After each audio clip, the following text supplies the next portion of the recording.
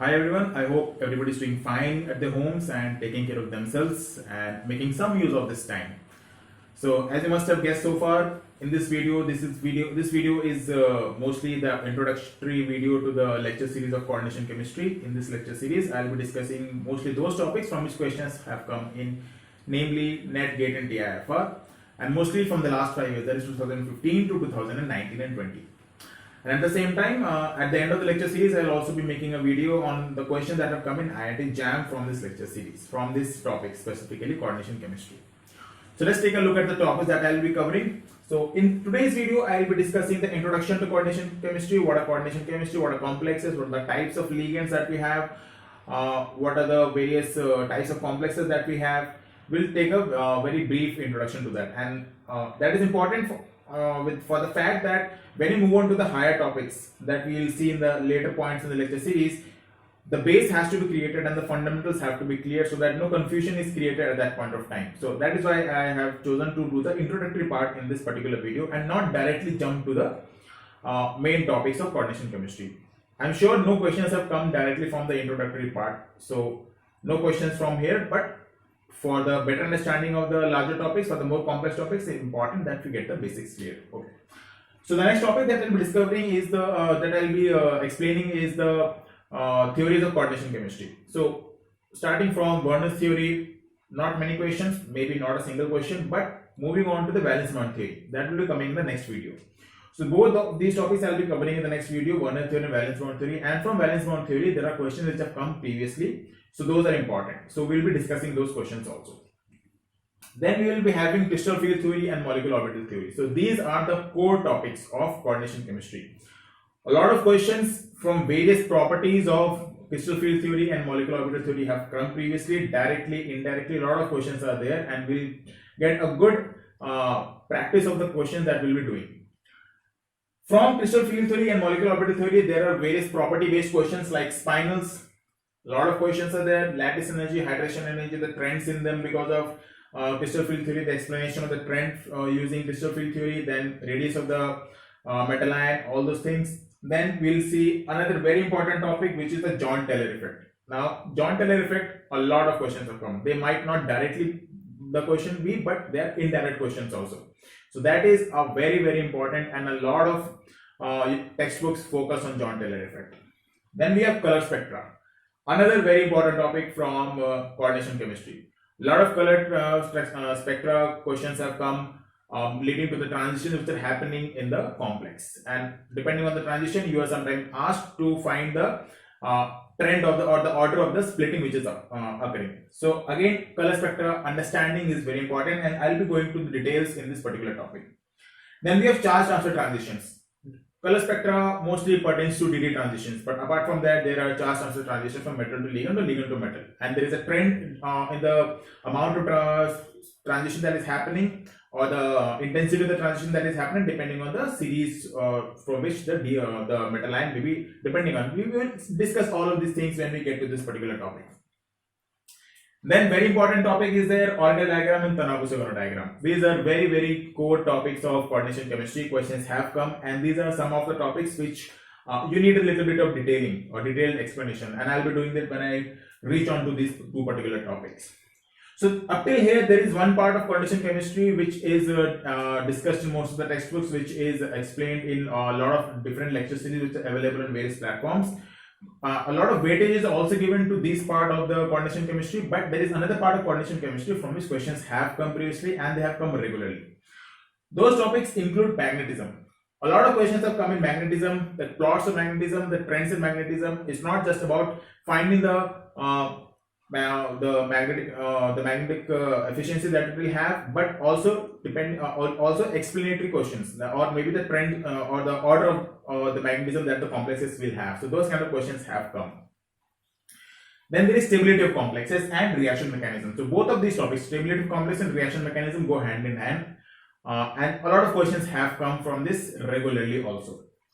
For the last two topics, I have kept isomerism and nomenclature. Now, isomerism questions used to come previously, but now the questions don't come much. That is why I have kept these two topics at the end, so that when all of the important topics are discussed, I can go on to these two topics. Those are not very much important from the point of view of NET, GATE and TIFR, because Not many questions have come recently from here, but it's better to have an understanding of that.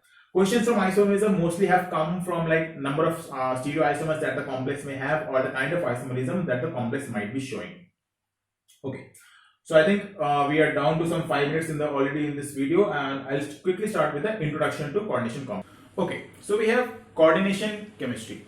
The word coordination means to compounds which have coordinate bonds. So what is a coordinate bond?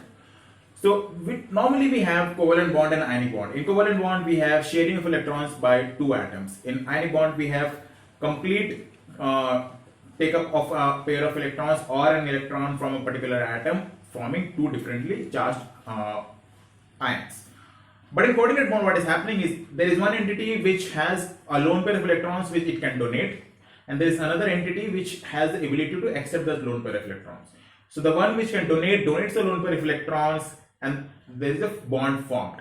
Now it's not like the lone pair of electron is totally given to the acceptor. Neither it is like there is a sharing of electrons by both the ends. Sharing is there, but only from one end. So this kind of a bond is known as a coordinate bond. Now if we consider these two entities from the point of view of Lewis acid base concept, so the one which is donating the lone pair of electrons will be known as the Lewis base, and the one which is accepting the lone pair of electrons will be known as the Lewis acid. And at the end, the Lewis acid base adduct that we are getting is basically the complex that is that we get. So let's say for example we have a Lewis base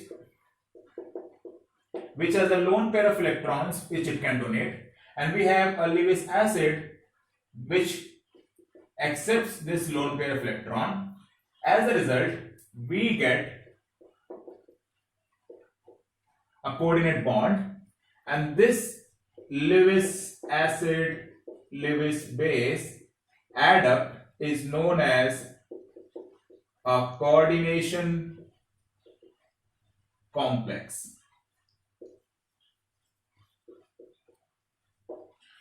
And in most of the cases in coordination chemistry, what happens is that this Lewis acid. This Lewis acid is mostly a metal atom or metal ion, mostly positively charged, and this Lewis base is mostly known as a ligand. So now we will come to the point, what is a ligand? Now, a ligand is an atom or a group of atoms which has a donatable lone pair of electrons. It may be positively charged, neutral or negatively charged, but it should have a lone pair of electrons which it can donate to a metal ion to form a coordinate bond, and that is the ligand. So there are a variety of ligands that we can have, depending on which we can categorize them in few categories. So let's now move on to the different types of ligand that we can have. So depending on the charge of ligand, we can categorize them as positive, negative or neutral. So that is the first category that we'll see, that is depending on charge.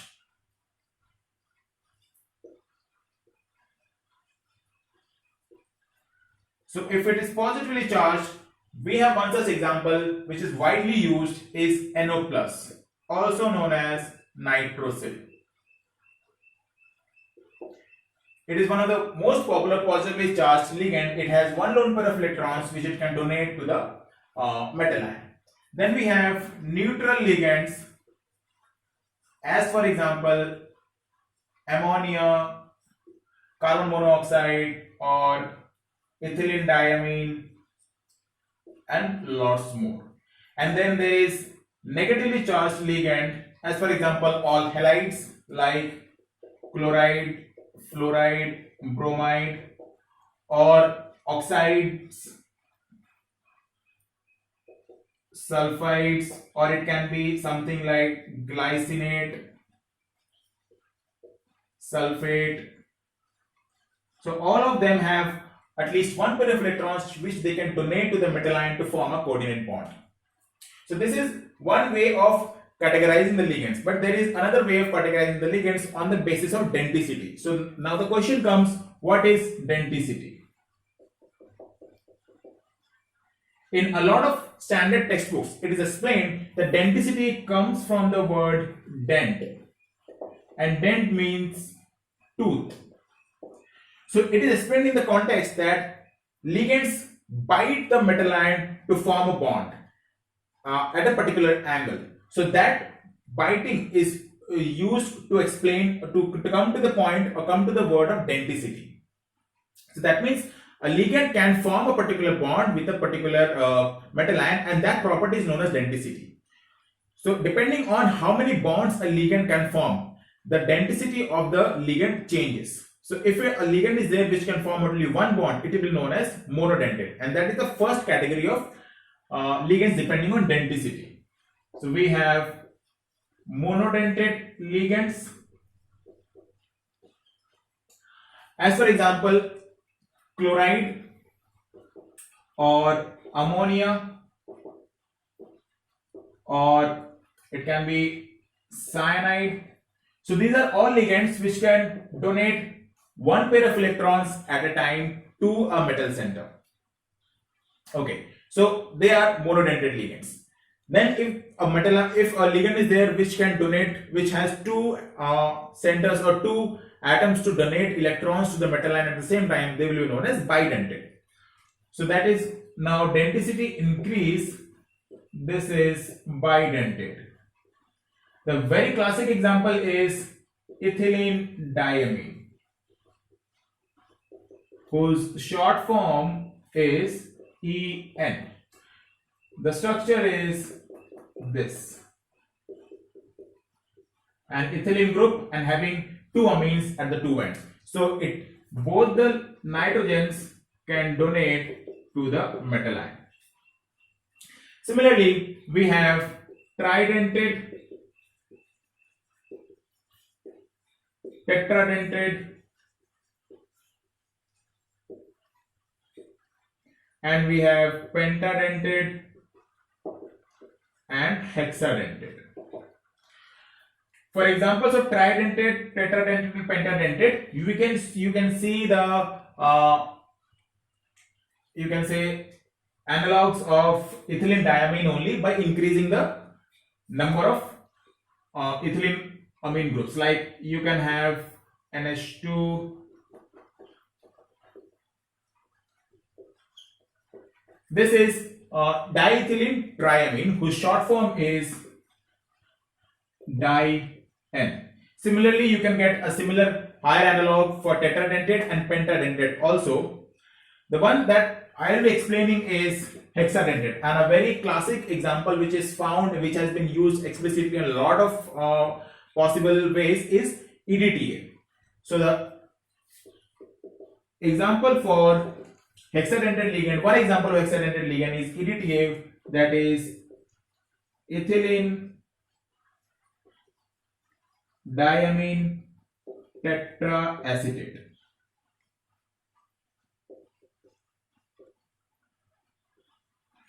The structure for this will be, you have an ethylene diamine and you have tetraacetate. So in spite of having hydrogens, what you have is 4 acetate groups.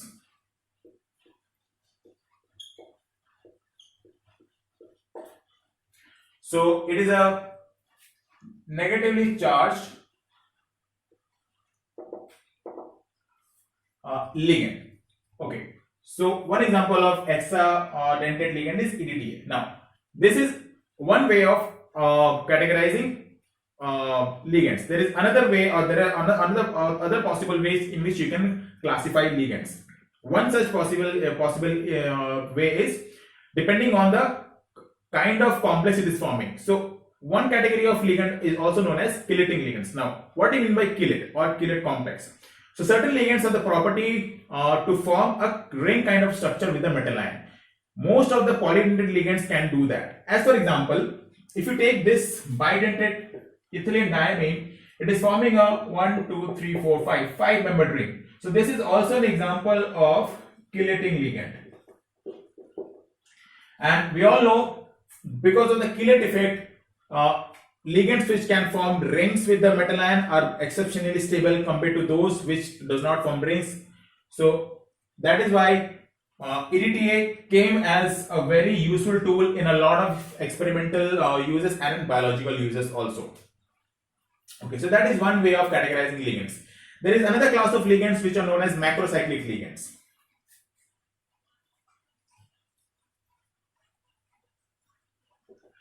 Okay, so macrocyclic means which has large rings in the structure. So those ligands which have rings in them, I mean that is rings already present in them and not forming with the ligand, not forming with the metal ion as in the case of chelating ligands, but having rings in them in the particular structure. So those examples are, say for example, you have crown ethers,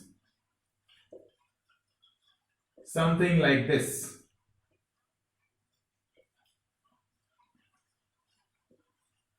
This is 12 crown 4, I guess.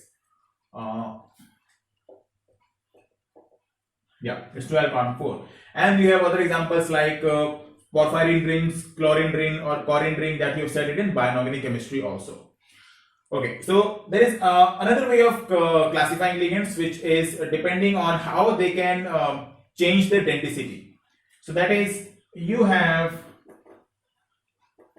flexidentate and ambidentate ligands. You must have come across ambidentate ligands. That means those ligands which have two different donor atoms in their structure, but donate only through one at a time. So that means, as for example, you have cyanide. It has one lone pair of electron on carbon and one lone pair of electron on nitrogen.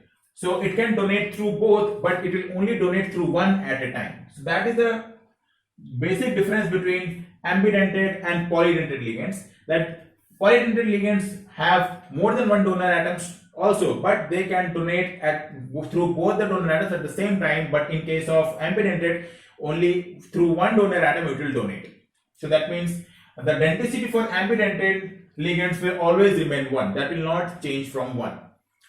But what happens in flexidentate ligand is that the ligand can change the denticity from 1 to or higher numbers. As for example, both of these nitrogen atoms can be having coordinate bond with the metal ion, or it may happen that only one of them has, the other one does not have. So its denticity changes from 2 to 1. So that is, the flexibility in denticity is there. That is why they are known as flexidentate ligands. A very good example is EDTA. As you can see, 4 of these donor centers, donor atoms, are oxygens which are conjugate base of the ethylene diamine tetraacetic acid. So if you decrease the pH, so these will not be having lone pairs, they will change to the acidic form. So its denticity will now change from 6 to 2 because of these two. So this is a very classic example, or very common example for flexidentate ligand. Okay, so one more particular example is there, one more particular category is there which is not very important, but I like to discuss it, which is the case of bidentate ligands. Now bidentate ligands can be further categorized as symmetric or unsymmetric. So symmetric means when both the donor centers are of the same type or of the same element. As for example, you can consider in this. So it has a symmetry. Both the centers are same, but there may be an example of unsymmetric bidentate ligand also. As for example, in glycine. So it can donate through this and it can donate through this at the same time, but they are two different atoms, two different groups, so they are not symmetric. Okay, so this is all about the categorization or the different types of ligand that we can have. Now we'll move on to the different type of complexes that can we have, or how we can categorize the complexes in coordination chemistry. Okay, now let's look at the categorization of complexes that we can have. So again, the very same way, complexes can be categorized on the basis of charge. So it can be neutral, it can be cationic, that means the complex has an overall positively charge. It can be anionic, it can be having both that is mixed complex. And finally, a different type of complex known as bridging complex. Okay. So let's take one example of each. Neutral complex will be something like COCl3 NH3 whole thrice. So this will have a net zero charge on the complex. So this is an example of neutral complex. We'll see further in the lecture series how we can calculate the charges also. Then it can be that it has a net positive charge. That means, for example, it is CONH3 whole 6. It will have a charge of 3 plus. So there is a net positive charge. That means it's a cationic complex, or it can be an anionic complex. Say for example, K4FeCN6. So if you remove the K4, you will get a 4 minus charge on the complex, ferrocyanide complex. Now, a very interesting example for both having a both positive and negatively charged complex, that means mixed complex. That means there are two complexes, one having a net positive charge, another having a net negative charge. Say for example, you have COCl6 and CONH3 whole 6. This will have a net plus 3 charge, this will have a net minus 3 charge. So this is cationic, this is anionic, and as a whole they will form a neutral entity. That is why they stay together. It's an example of a mixed complex. An example of a bridging complex will be something that means which should have a bridging ligand. A bridging ligand is a particular ligand which can form coordinate bonds to two different complexes at the same time. So that means it should have at least two donatable pair of electrons. Say for example, you have complexes like CONH3 whole 5, Cl, this is Cl minus, and there is another CONH3 whole 5. Let's say this is plus 3, this is plus 3, 3 plus 3 6 minus 1. So you have plus 5 charge on this complex. This is a bridging ligand, and this is an example of a bridging complex.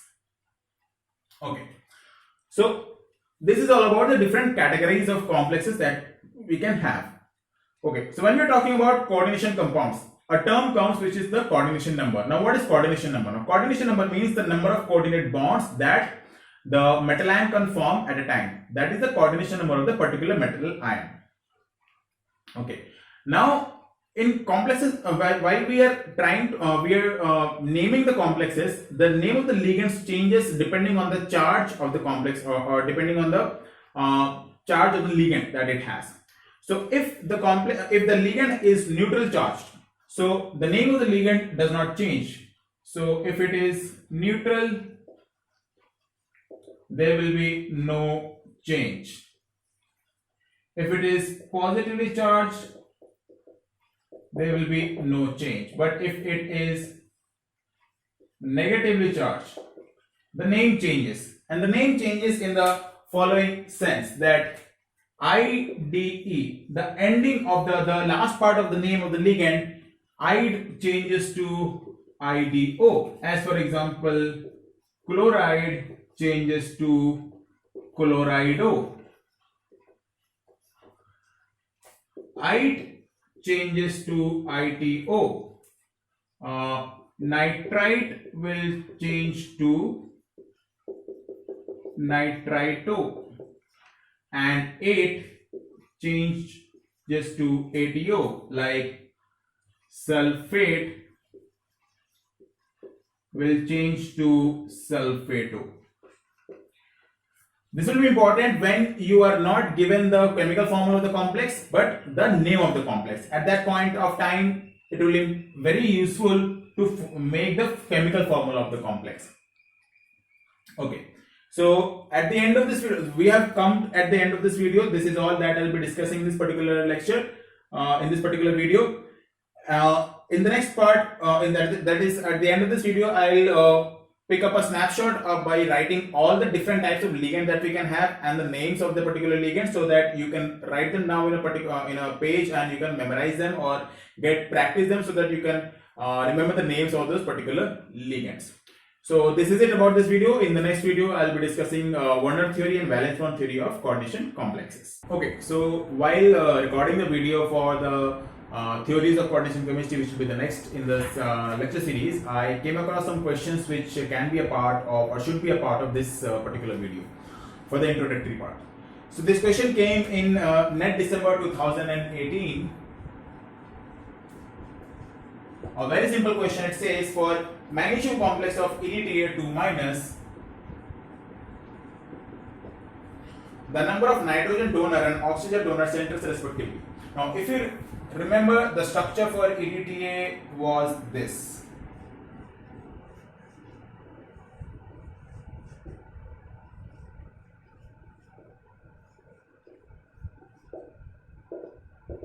In the most polydentate state, it has 4 charges.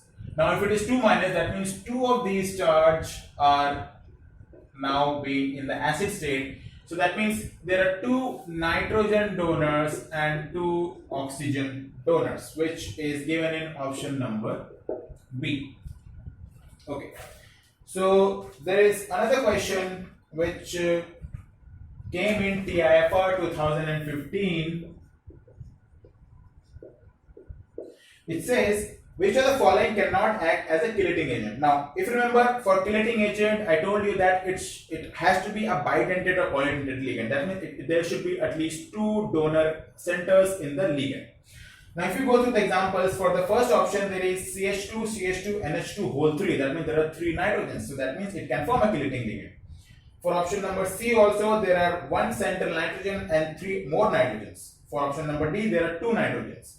But for option number B, there is only 1 nitrogen. It can only donate through 1 donor atom. That means it cannot form a chelating. It cannot act as a chelating agent. Okay, so there was one more question in the same year. For cobalt in oxidation state 2, predict the overall charges of the coordination complex shown in the reactions below.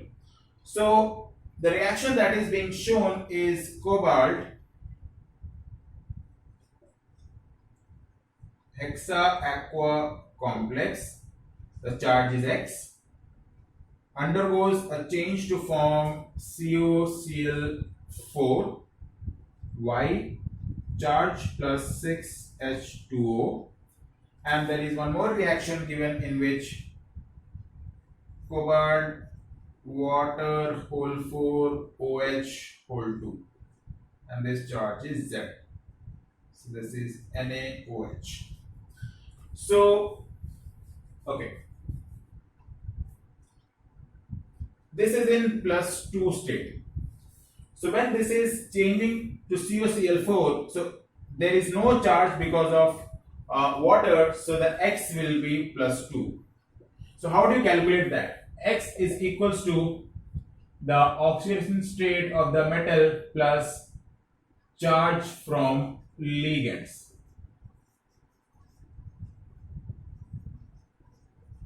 In this case, this is plus 2 plus 0, so this becomes plus 2.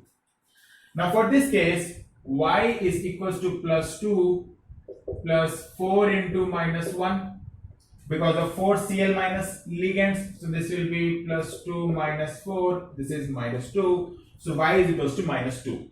Now let us take a look for Z.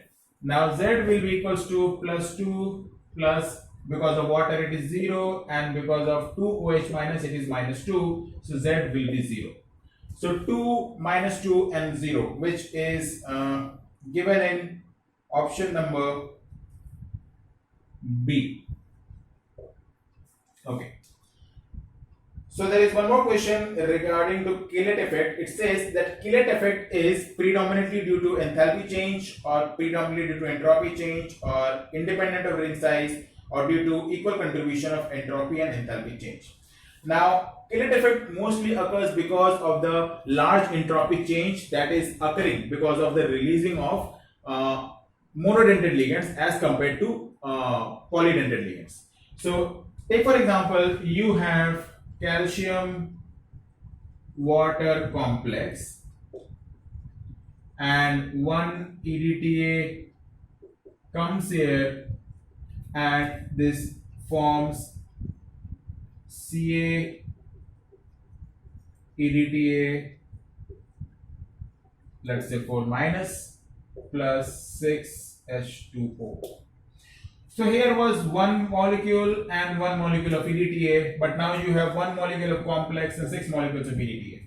From total 2 to 6. So the number of molecules have now increased. As the number of molecules increases, the entropy of the system increases. And you know that delta G is equals to delta H minus T delta S. If delta S is increasing, T delta S decreasing, delta G decreases. And more negative to delta G is more favorable the process is. So Killian effect is predominantly an entropy effect, because of which the answer to this question, which came in June 2016, will be option number B. So I think that's all the questions we have from this part of coordination chemistry, and that's it for this video.